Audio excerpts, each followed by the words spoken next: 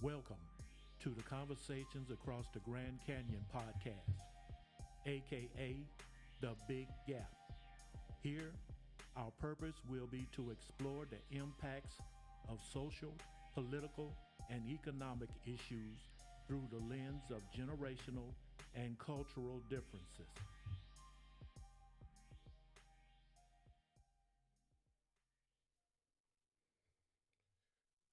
Good day, listeners. Welcome to another episode of the Big Gap podcast. I'm your host, Big Al Perry, the Sonic Boomer. Okay. Okay, Boomer. Okay. Today, I'm with Army Sergeant First Class retired Troy Solomon. Troy has some personal achievement news to share in a minute. But first, let me say that I've been trying to record this podcast with him and another friend of mine, Sean Hart, who's the Twiggs County EMA director and fire chief. This podcast was supposed to be on or before Veterans Day, but we never could get together. Troy he got caught up in that government shutdown mess as far as traveling. He was stuck in Houston, Texas, and we'll get into some of his experiences with that also. But me, him, and Sean were supposed to do this, and as all three of us were Army veterans, of course, you know that I'm a baby boomer, and my service in the Army was a generation before those two, because they're Generation X. And so, well, we weren't able to have Sean today because, he had budget meetings. And so it's just me and Troy. And so we'll try to do a good job and converse about his experiences. And he just recently published a book, and he had his book launch this past Saturday at Serenity Entertainment Complex on Poplar Street. And I was privileged to attend, and I met his wonderful family, his mother, wonderful, wonderful lady, his daughter, brother, and nieces and nephews. And so it was a real nice time I had with him. And so we'll talk about the book. And so welcome, Troy. Thank you, Mr. Perry, for having this opportunity to be here. Thank you so much. Again, I thank you for being available on Saturday, and it was a pleasure to see you there and participation, just to be there. Thank you again. So we'll talk about your book a little bit. And you used a pen name as Troy Solo. And it's like a motivational book, an inspirational book, a personal guidance book to inspire. What generation were you targeting when you wrote this book? Well, when I thought about it with today's society, the way we live in now, to just target these young generation now, just to give them some encouraging words to inspire them and let them know that there is hope. But we got to be grounded certain guidelines, what I did with the 7 principles of that. And by doing that, we can stay focused and be respectful to each other. Yes, and I did read the book, and I was I was inspired by it. It's well written, very insightful. Absolutely, thank you. And so, and everybody who was there was impressed and just so had a lot of pride in you and what you've accomplished in life and what you've done. Yes, sir. And so, this younger generation, yes, we're talking about. Well, let's go back to the start of your Army career. What differences have you seen between when you first went into the military and what you see in recruits today. Well, we can go back to the day I went in. I actually graduated from high school June the 2nd of 1989. I was enlisted in Fort Sill, Oklahoma on June the 12th of that same year, 1989. So from that point on, it was boots on the ground. I graduated from high school. I had my mind set. I had goals. So I went into the military with the background. The respect was earned. I had to show up, show out. Daddy was military. The whole family was military. So I had a lot of stuff that was against me, but individual, I knew what I had to do. Uh, Again, I had to be repetitious. The respect was always there. When I went in, I went to a pre-boot camp as far as no ROTC in high school, coming from a small place of Jones County. So we didn't have the luxury to have ROTC. So a lot of stuff I learned what I knew already, what I brought to the table. But the key was respect. I respected my chain of command. I respected my subordinates. I respected everyone that was in control of me. And when you compare that to today's time, 2025, that's what we don't have. We have so much entitlement with these kids where they just think they first class and they haven't paid their dues. Somebody like you, Mr. Perry, you paid the dues for me. So I thank you again. I wouldn't be here if it wasn't with someone like you. So it didn't matter if you did 10 years or 15 minutes. You're a veteran, and it's the matter of respect because it has been earned. And this generation now, tattooed up, pants sagging, hair need to be cut. It's just they don't care, and they've been taught that. You know, you can't fault them. It's the parents, parents of what we have present or the lack of. So when we have people in place to be respectful, do what you're supposed to do, build that foundation, you're going to get good results. But today's time is like they cried, they took the stress cards away in boot camp. We got, and I'm not against females in the military. I love that. Don't get me wrong. But we got male, female, co-ed. It can break the chemistry, the dynamics of military leadership. So anytime you put that together, be prone for problems. We're going to have some problems. So if you just don't take care of them, it's going to what escalate. So it's sad, but it's true. Yeah, yeah. And what we're talking about the military and the service, but I'm hearing the same sentiments coming from Chief Hart Yes. and my son-in-law. Yes, sir. The new generation of Yes. firefighters is the same. They got the same issues. They feel entitled. Yes. They have this false bravado in which they border on being reckless. Yes. I'm talking about firefighters. Yes, sir. And so they do things where, let's say my son-in-law says there's a situation where a fire is fully involved. I mean, they come up on the scene and there's no way Correct. anybody's alive. There's no way nobody could be alive. Correct. Fire. And yet they still want to, I think he used the term, want to get smoke on their helmets. They want to go inside.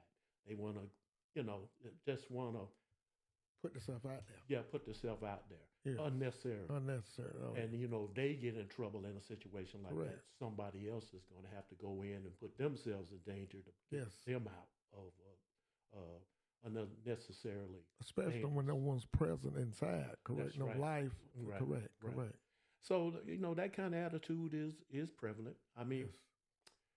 I was young once. Yes, sir. I had a lot of that same kind of mentality. Yes. Where, I thought I knew more than what my parents did. Yes, sir.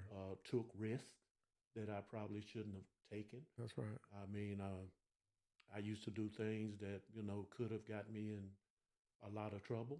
It was just luck that I didn't, end up in some kind of catastrophic situation. And this is part of being young. Yes. Foolish. Yes. Reckless. Oh, yeah. Yeah, that's not, you know, that's typical Absolutely. of the answer. But the key is to have mentorship. You The got key to. is to have a role model. Yes. The key is somebody who can correct you before you step out too far. Too far. And so Yes. that is what it seems like a lot of our youth do not have today. Yes. They Yes. won't even seek that kind of counsel out. Mm-hmm. You know, you consciously sought out that kind of counsel. It Oh sounds yes. like. Oh yes. Yes. Yes. And so, you know, to have the wisdom to be able to do that, to say, okay, I don't know everything. Correct. I can see myself going down the wrong path just by watching some of the mistakes some of your Correct. peers made. Yes. And so that makes a big difference.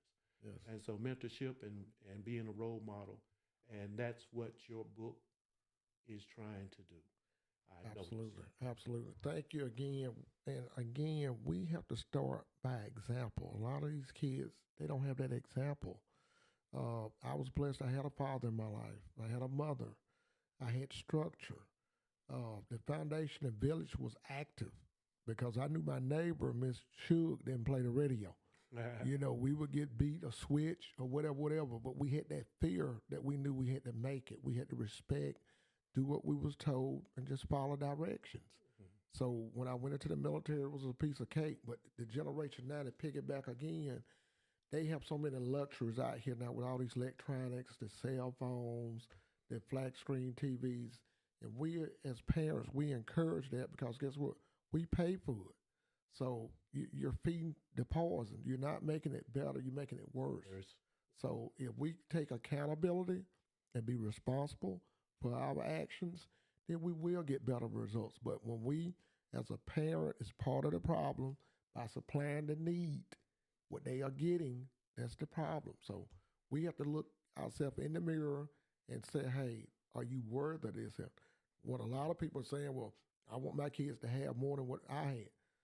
That may be true, but you got to analyze your kids. Are they worthy of that?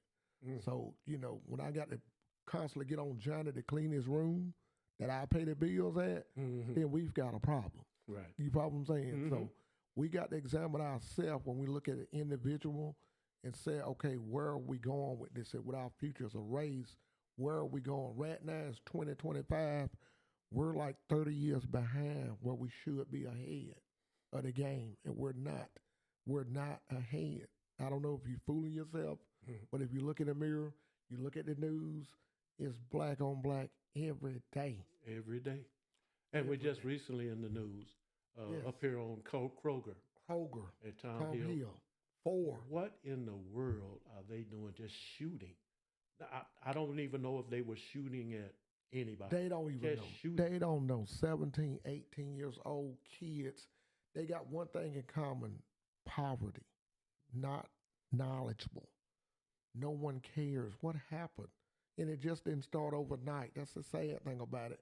We're losing them so bad every day in our community. They done got scared. They don't even want to challenge them, talk to them. It's like I hear a lot of white constituents. They say, well, y'all don't invest in your kids. I mean, the community suffers. The community. Yeah, you just turned your back on them.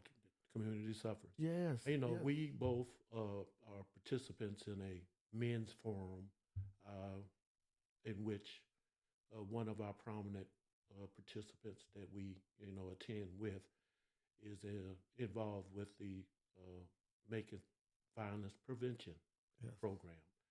And they have made a lot of progress. Yes. Oh, yeah.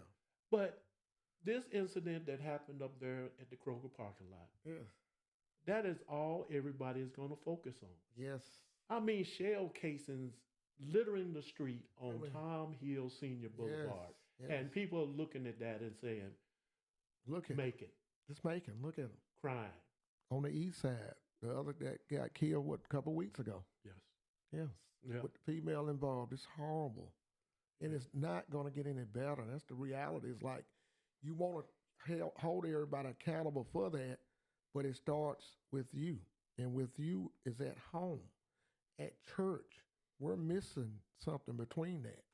So it's a common denominator, but what are we doing? Because in the white community, if they got problems, we don't know about it. But it's more obvious with us. That's right. They're going to put it on the news. Yeah. They had those 4 guys posted on the screen for what, 3-4 minutes? Yeah, they did. They're there. Yeah. And so I'm getting ready to say something. I'd like to have your opinion on what I'm about to say. I used to be a substitute teacher in Bibb County schools. And substitute teaching, it's a challenge in and of itself.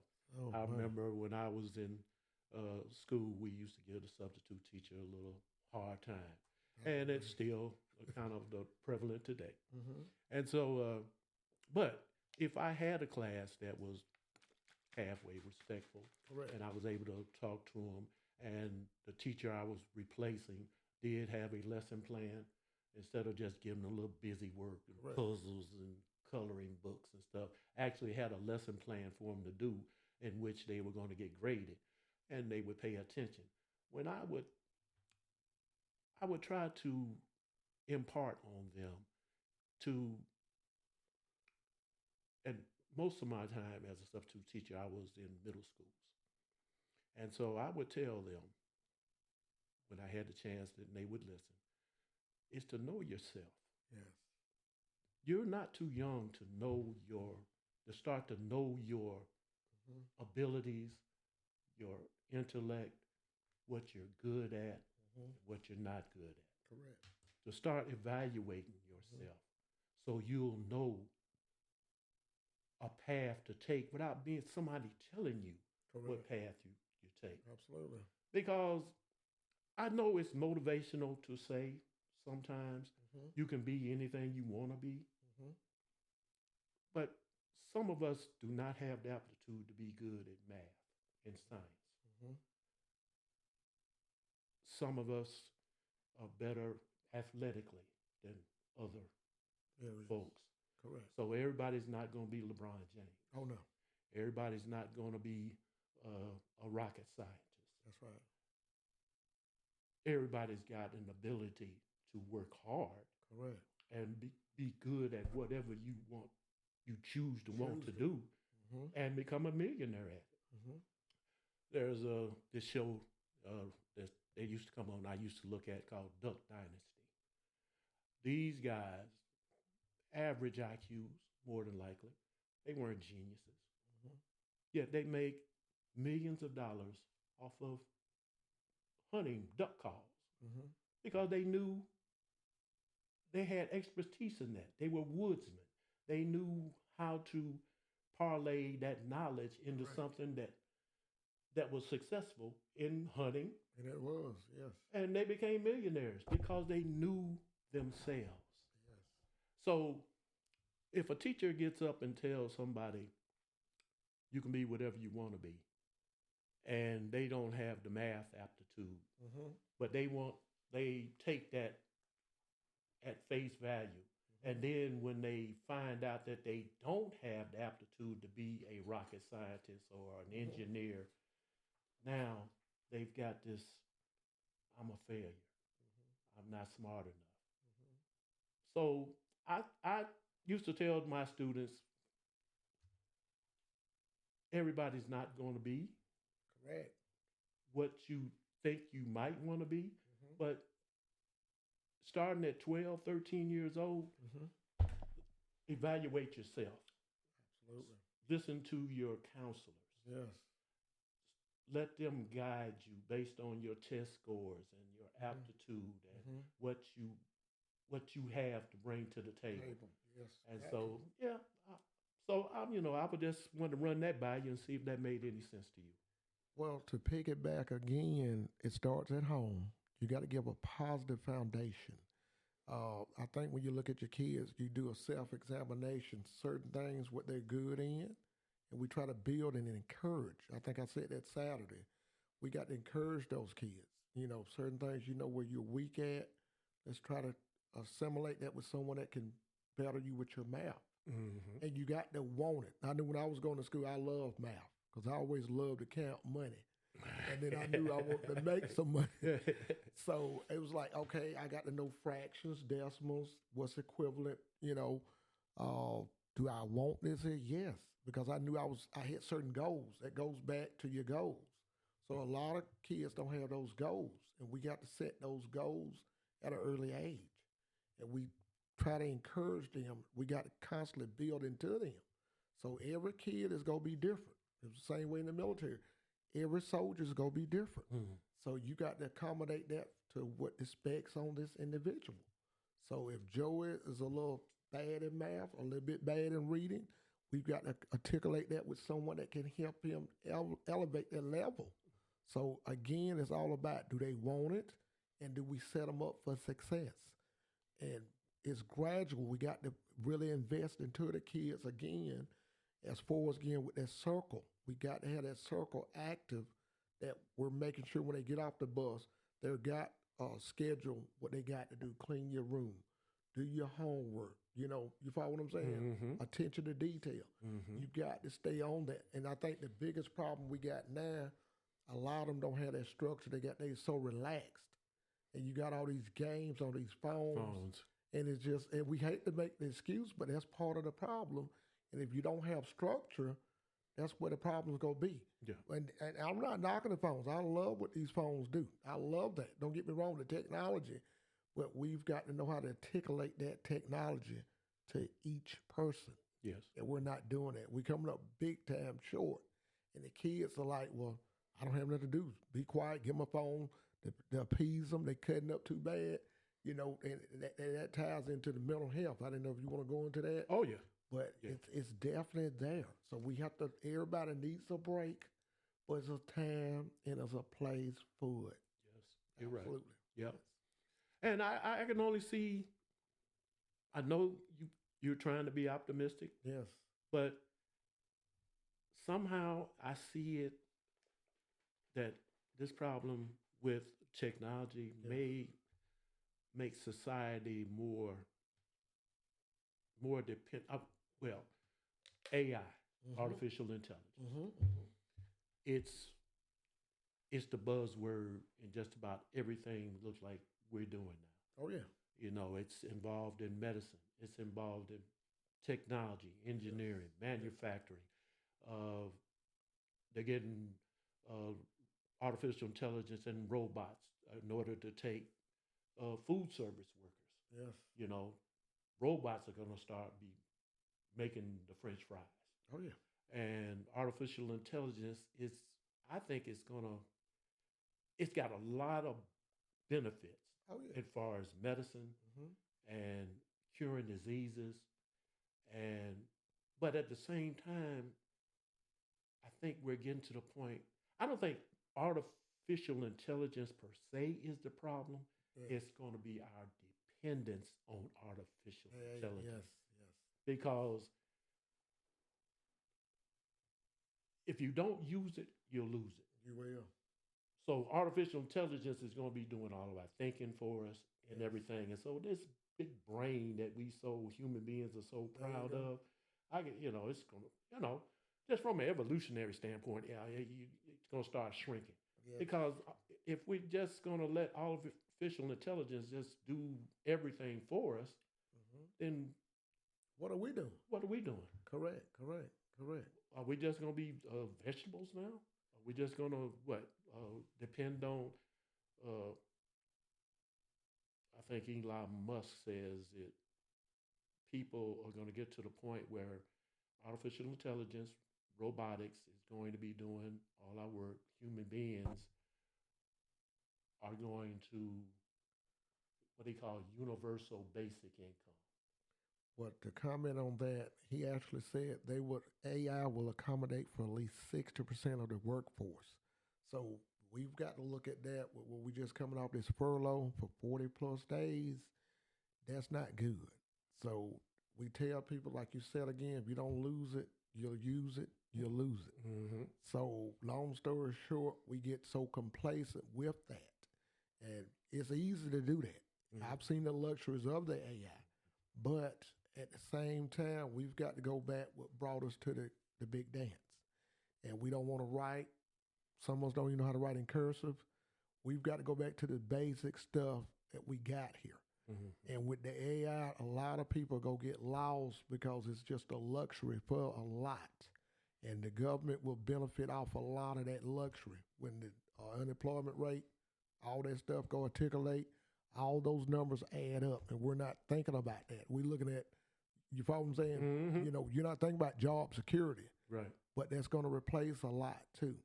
So it's good and it's bad, but we got to rationalize and see where we stand at as a society, as an individual. How are you doing on your job as far as your training? Because they're not going to keep human beings like us talking. You've got AI on the phone. I talked to AI this morning. You follow what I'm saying? Yeah, So I have myself. I talked to AI this week. absolutely, it's there. So they'll call you. Even the telemarketers are AI generated. Mm-hmm. So we have to make sure we know the software, get with people, like I was telling you earlier, Mr. Perry, that know stuff about that, because that is the future, you know, whether we like it or not, because we live in this world with our CEO, how it works, that's how it works. So they're going to continue to push that, and when they're doing that, they're going to lose jobs. So most of our jobs are where? They're not in the United States. So AI generation is, guess what? Welcome. Right. That's what's taking over. So we've got to line ourselves again where we at, where we need to go, schooling, all this stuff, illiteracy. We don't need that. Right. You're right. And, you know, you're talking about jobs. I've got a lot of negative things I could say about our current president, Yes, President sir. Trump. Yes, sir. But too. he has been working to bring jobs back into the country. Correct. And I'll give him credit for some of that. Yes, yes. I mean, for a small business, especially a small business, but even in big corporations, Mm-hmm. cheap labor is the holy grail Yes. for a small business. Always have. And so that's why those jobs did go overseas, Mhm, because labor was cheap. Oh, yeah. And so that's why they left, because, union jobs Mm-hmm. was starting to, take hold Mm-hmm. and becoming prominent. Oh, yeah. And with union jobs, you're going to get higher salaries because you got to negotiate that. Mm-hmm. To bring it to the Salaries table. keep going up, keep Mhm. going up. Wages keep going up. And so, when opportunity presented themselves, It's going to happen. that's when the jobs left our shores and went to where Mhm. cheap labor is. China, Indonesia.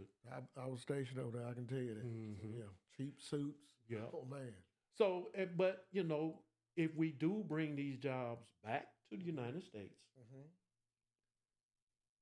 what you're going to expect is what we're dealing with now. Mm-hmm. Is going to be a measure of inflation is going to go along with that, Oh, yeah. because we're going to have to Some pay have to- people a living wage here in America. Yeah, because the cost of living with COLA. That's right. Absolutely, yes. So, so that's one area that I think that he's President Trump. I think he's not wrong-headed. I wish he can do something to bring the jobs back and keep inflation down at the same time. I'm not sure if that's possible, Mm-hmm. but I do appreciate the effort of doing that. Mm-hmm. And so, and other, there's other issues that, immigration. I'm not against, cracking down on illegal immigration.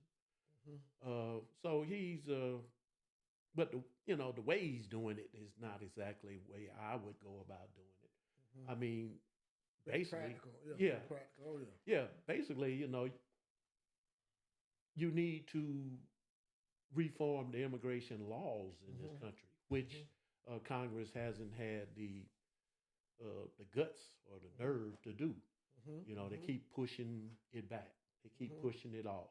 Mm-hmm. And then you get to the situation where what we're living in today, in which, you're demonizing people Mm-hmm. for just doing what, well, as a black man, my ancestors, we didn't have no choice That's right. in That's coming right. over here. That's right. But, the Irish, the Italians, the Mhm. Jewish, Mhm. the Polish, the That's right. Germans. Uh-huh. They Yeah. all came here for a better way of life.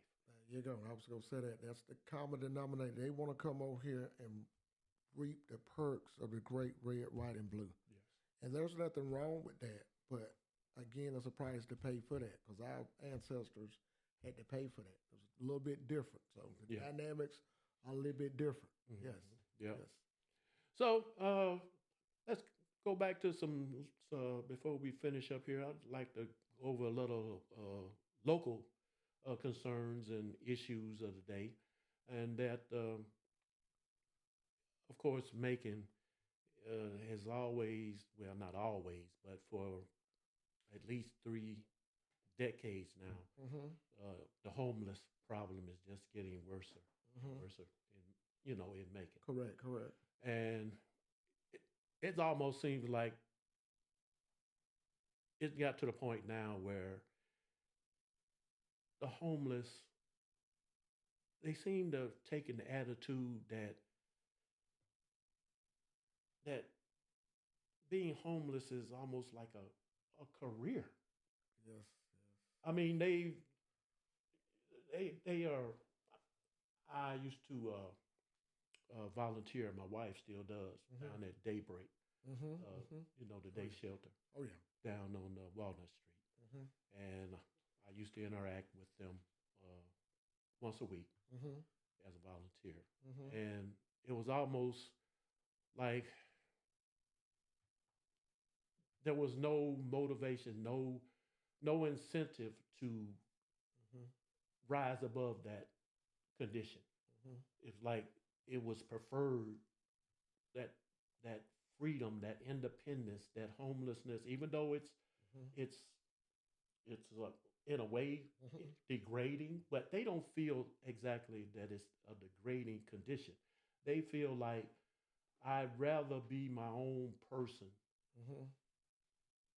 than to punch a time clock, or I can just live off the uh, uh, I can just live off the generosity of other people. Mm-hmm. As long as they are willing to give, I can just, Correct. yeah, I don't have to be responsible. I Mm-hmm. can just, float through. Mm-hmm. And, we already talked about it. The mental health Yes. aspect of Yes. that Yes. Yes. is a big part of it, Mm-hmm. Mm-hmm. because we don't mental health is not we don't give it as much attention as we should have. I think Mhm. we're starting to, Yes. but the ones that fall through the cracks, Mm-hmm. they don't really get the full benefit, Mm-hmm. Mm-hmm. because if you don't have health insurance, Mm-hmm. you know, Yes. you can get mental health counseling and stuff, but without insurance, like you say, you're gonna fall through the cracks. It's gonna stop. It's got to And stop. so, these people out here with, with these personality disorders, schizophrenia, Mm-hmm. bipolar, Mm-hmm. they don't have any counseling, no Mhm. treatment, no medication. Mm-hmm. So there's no way they can hold a job. Mm-hmm. Mm-hmm. They can't, because with those kind of personality disorders, they can't they can't work in the workplace because they're going to always be in conflict with their coworkers or their the business's customers, and they're not going to last long. Mm-hmm. And so, they end up in this vicious cycle of back So on the sad. streets, It is so sad. and the homeless problem is just, there's hardly a vacant building that don't it isn't vandalized or broken into, where they have to get out and get out the elements and try to Survive because it's getting survive. cold. And Yeah, yeah. and to add to that, you got to look. We're veterans. We've got over 40% of our veterans. God, yes. Over 40% are Yes. homeless. Yes. So only by the grace and mercy of God, we're where we're at. And I think a lot of times we look at accountability. Some people got the information. Some people didn't get the information. You follow what I'm saying? So Mhm. when it comes to mental health on the VA side of the house, we got to be aware of it. It's awareness. And a lot of times we don't have that information. So I challenge leaders, military, make sure we putting this information out to these soldiers after you retire, redeployments, all this stuff. This is real. Real. We just had a football player, Marshawn, that alleged killed himself. We don't know the facts on it for the Dallas Cowboys. Dallas Cowboys, yeah. So when it happens, everybody want to be aware of then. But all that stuff led up to that. And what I add to the mental health, I was a platoon sergeant. My job was to make sure my squad leaders was informed to their subordinates, their soldiers.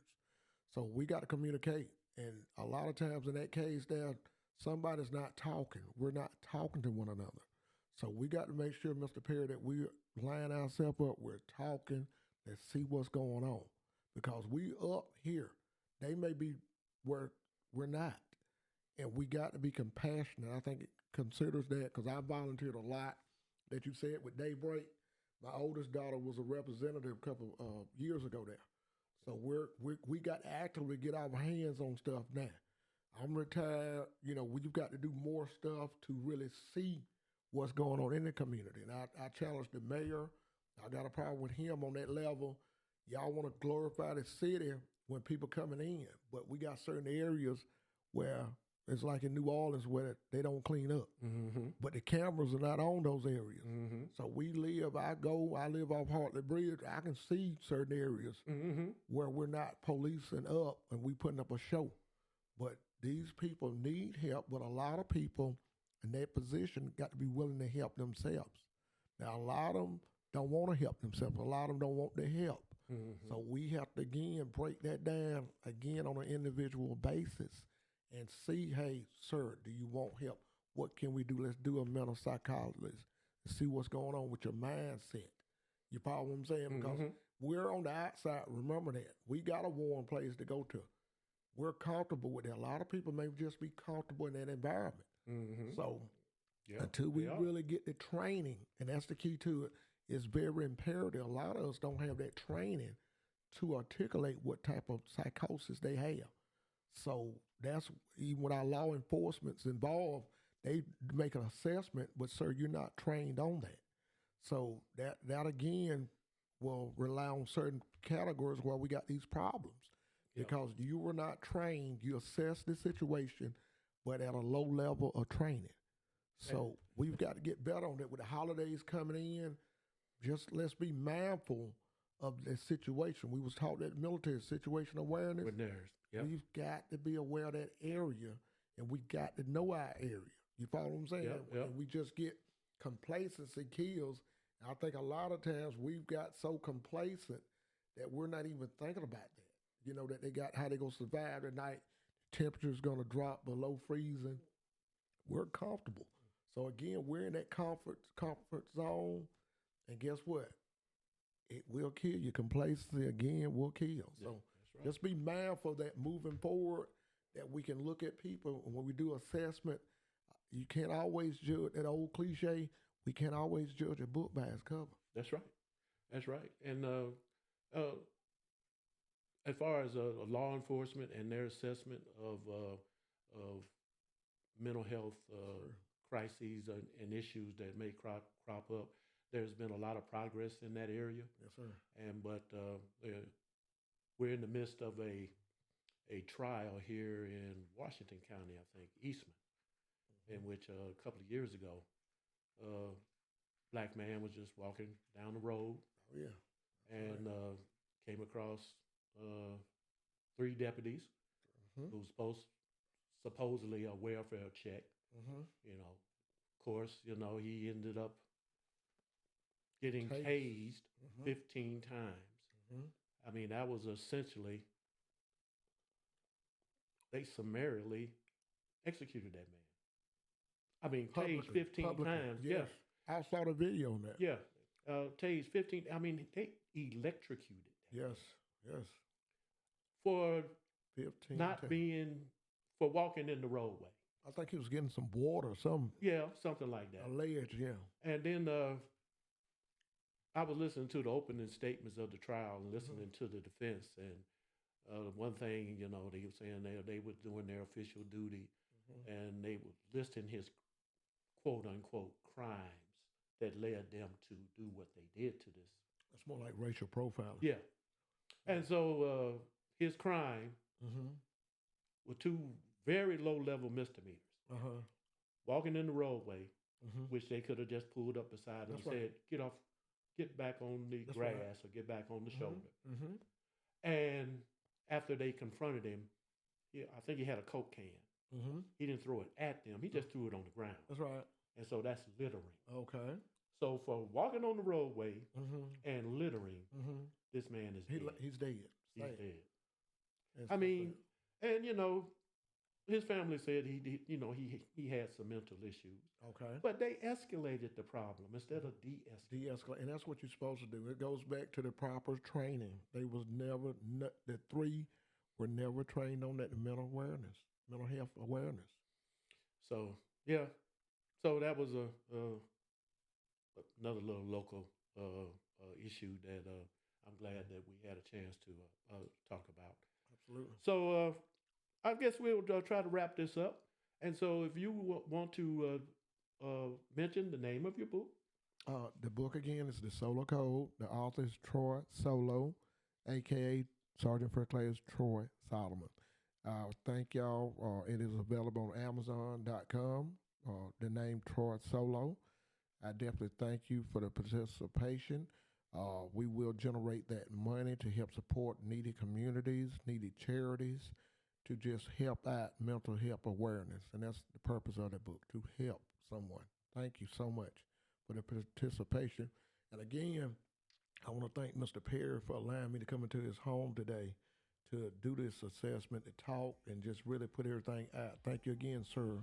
I thank you again for your service. Thank you. Thank you. I appreciate that, Troy.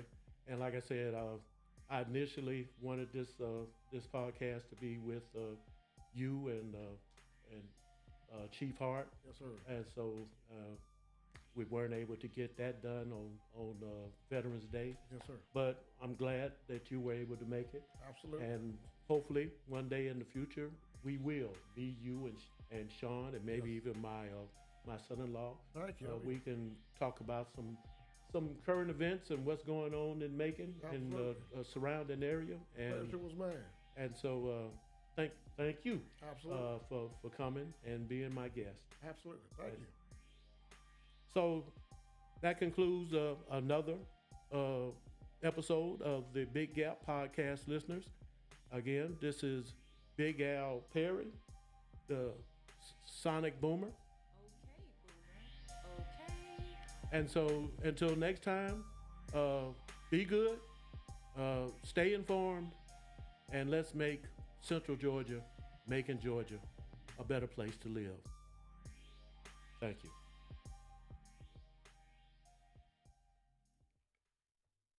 You know what you're doing.